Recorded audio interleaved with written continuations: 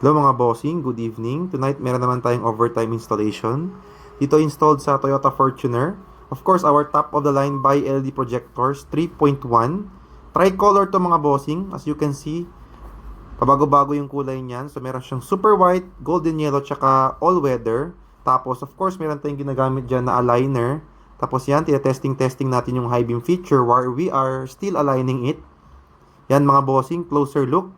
Yan as you can see, nag-change ng kulay tapos merong high beam plus laser feature. So of course, this is our top of the line mga bossing. 100% plug and play, fit na fit po mga bossing. Yung bracket po is made for Toyota Fortuner po talaga. So for example, yung kotse na Nissan, Hyundai, Mitsubishi, mga ganyan mga bossing. Lahat po yan mga bossing meron specific bracket.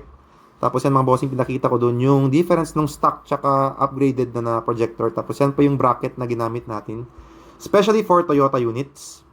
Tapos mga bossing, of course, ito yung box ni Kion Sondra 3.1 by LG Projectors Tricolor. Yan mga bossing. Gumagamit tayo ng aligner dyan para hindi pa masilaw sa kasalubong. Maximize natin yung output while not disturbing our kasalubong mga bossing. Yan mga bossing, yan po yung beam pattern niya. Again, check natin dito ulit yung feature niya. So, yan po yung all-weather na kulay. Tapos, switch tayo to golden yellow. Tapos, super white mga bossing. So, pag meron po kayong ganito, hindi na po kayo mahirapan mag-drive. Imagine mga bossing, mas malakas pa yung fog lights nyo compare sa headlights. So, available yung mga bossing sa shop natin sa CDO, Pagadi at saka Zamboanga branch. Thank you mga boss.